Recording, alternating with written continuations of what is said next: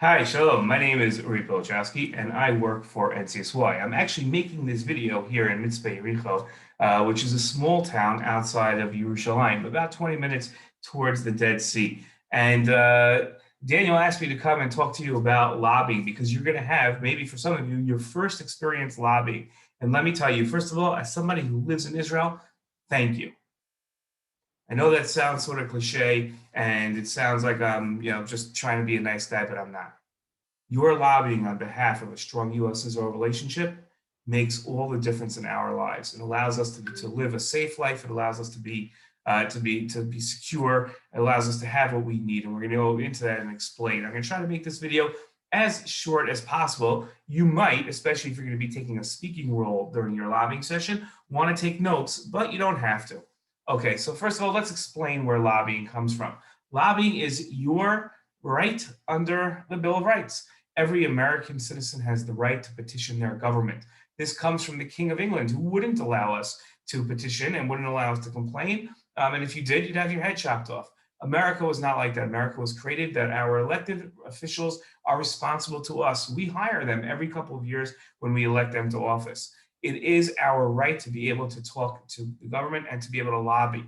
Okay? And I would go venture so far as to say, is that once you have the right to be able to speak to your government officials about doing the right thing, it is actually your responsibility. Lobbying is the very best way of advocating for Israel. Not to take away from social media, but we're generally talking in an echo chamber to people that agree with us. Not to put down the difference of speaking on campus, but how many people are you really going to convince? Our members of Congress have the control over helping Israel and whether or not Israel has a strong relationship with the United States. And by convincing the 535 members of Congress to help Israel and to strengthen the U.S.-Israel relationship, we can make a difference. It's 535 decision makers in the United States Congress, and it is them that we have to convince. And that's what you're going to be doing when you lobby. You're going to be advocating and saying, I, as a Floridian, as an American citizen, feel it is, as your constituent, feel it's important for there to be a strong U.S.-Israel relationship. And that's what you're going to be saying. And by doing that, you're sending the message to the members of Congress who are the decision makers. That is the best way of helping Israel. Okay, now, you might say to yourself, wait a minute, we're not even lobbying a member of Congress. We're lobbying one of their staff members. That's actually more important. More important, they don't get a vote. It's only the boss that gets a vote. It's only the member of Congress. So that's not true. Congresswoman Murphy has 300 issues on her head. She has to worry about immigration and COVID and education, healthcare, all different types of issues that come across her desk. Israel is just one of about 300 issues she has to worry about. So how does she stay on top of everything? She has staff members and she assigns each staff member a topic. Every staff member is responsible for 10 or 15 topics. And when that topic comes up for a vote or when an issue hits the news, the Congresswoman sits down with her staff members and they brief her on the issues. By talking to the staff members, you're actually talking to the people who have the greatest influence on the member of Congress. If you were meeting with Congresswoman Murphy, maybe what you say will hit her and have her remember the next time. But if you really want to make sure that the people that are going to be making the difference on the votes really matter, it's the staff members you're going to be talking to, and that's why it's important that you're speaking to two of Congresswoman Murphy's staff members, okay? The staff members that you're going to be speaking to are always focused on Israel. It's one of their jobs to be focused on the U.S.-Israel relationship. So it's important that you talk to them and have them see things the way you see them.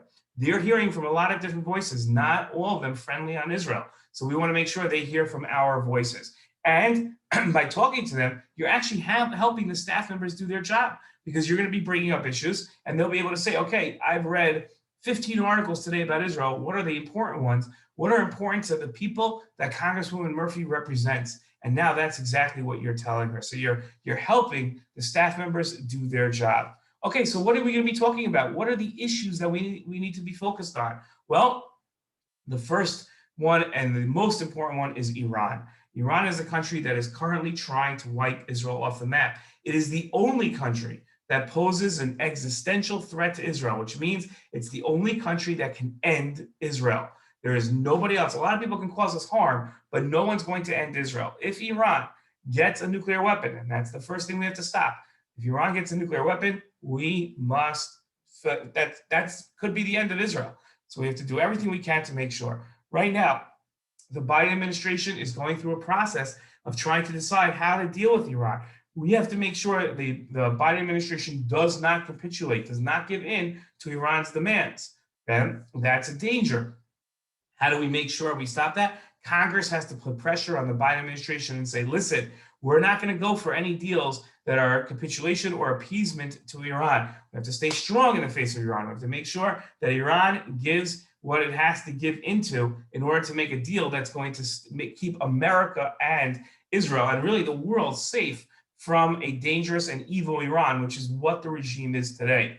So we want three things when it comes to Iran. We want to make sure that any deal stops Iran from becoming a nuclear power, stops Iran from sponsoring terrorism. Iran currently pays for Hezbollah, pays for Jihad, pays for so many different terrorist organizations around the world, and almost all terrorism, well, let's say put it this way, Islamic fundamentalist terrorism stems from funding from Iran.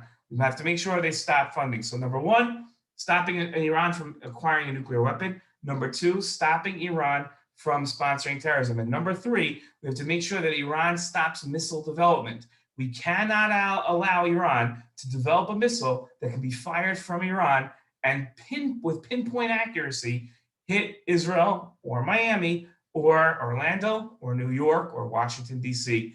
We have to make sure those things stop. Okay, so we have to make sure that's the first issue is Iran, and three sub-issues: stopping Iran from developing a nuclear weapon, stopping Iran from sponsoring terror, and stopping missile development. Okay, the next issue, American military aid. America provides Israel with $3.8 billion of military aid every year. That can't be used for schools, can't be used for food, can't be used for roads. It cannot be used for this road that we want to build. Can't be used for it. It has to only be used for military aid. We buy F-35 fighter jets, M16 rifles, tents, tanks, whatever it takes for our military to be the best equipped. That's what America gives money for. Now, the reason why America spends all this money on Israel is because we're fighting common enemies.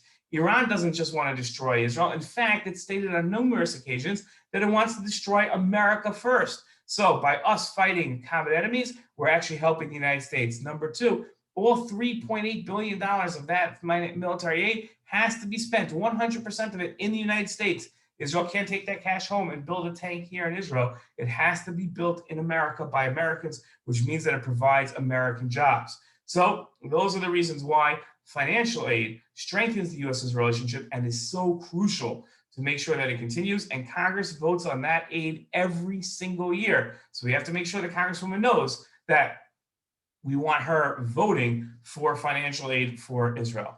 And we don't want anything, no conditions on that aid. That aid has to go to Israel. Number three, Palestinians. Unfortunately, in my area, we have a lot of Palestinians that are not so friendly to us. We also have friendly Palestinians. We have a lot of them that are not friendly. The Palestinian Authority right now, which is the governing body over the Palestinians, pays Palestinians in a program called Pay for Slay, pays Palestinians on a sliding scale to kill Jewish Israelis. The more Jewish Israelis a terrorist kills, the more he will get paid every month from the Palestinian Authority. Okay, that has to stop. Okay, Mahmoud Abbas, the president of the Palestinian Authority, must negotiate with Israel. It has been close to 10 years, and he refuses to negotiate with Israel. How are we going to end the conflict if they refuse to negotiate with us? And lastly, there can be no room for Hamas, a terrorist organization, in any entity that gets U.S. funding. So before America provides any money to the Palestinians, we have to make sure that they are not sponsoring terrorism. It would make no sense for the United States to give money to the Palestinians, which allows them to free up money elsewhere to pay terrorists. It would be as if the United States was paying for terrorism itself. Okay. Let's go lastly, the how-tos. Logistically, how do we lobby? Well, this is actually simpler than it's probably a nightmare in your mind. Oh my gosh, how am I going to do this? It's so important. And it is important, but it's actually very easy. Your group is going to pick 5 speakers. Okay, the first speaker is going to welcome the members of the staff. You say you're going to do a little bit of research, just Google and find a bill or something that Congresswoman Murphy, who is very supportive of Israel, has voted on an issue, has supported the United States' relationship, and say, we're so thankful. We're going to start off high. We're from JSU, or we're from NCSY, and we are here. This is our group, and we're here to lobby for a strong U.S.'s relationship. We thank you so much for coming with us, and a normal thank you message. Okay, I'm going to send Daniel a link to where you can watch a session that we did, and then you can see if you're a little nervous about what it looks like. It's very, very easy. Your next three speakers are going to speak about the three issues that we talked about. Your first speaker is going to talk about Iran, and don't worry, you can rewind this video and go back to where I talked about it so you can write down what you're going to say. Number two, you're going to talk about American military aid. And the third speaker is going to talk about the Israeli-Palestinian conflict and the issues that we brought up. And then your last speaker is going to say thank you, and say thank you again, echoing the 3 points before, and saying thank you for spending time with us, echoing the introduction where you thank them as well.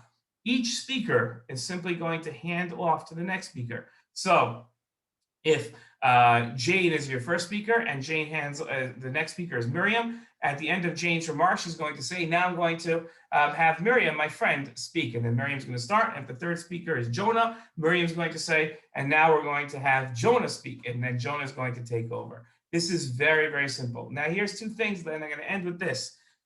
It's perfectly normal to be nervous. Almost everybody that speaks, especially their first time to a member of Congress or their staff, is nervous. They're used to that, okay? It's okay to be nervous. Number two, here's the best part. It's okay to read from notes. Almost every single person reads from notes, okay? Those are the tips that I have. I repeat everything, but you could just rewind this whole video and watch it again. I hope that was helpful. And if you have any questions, so ask Daniel how to get in touch with me. So.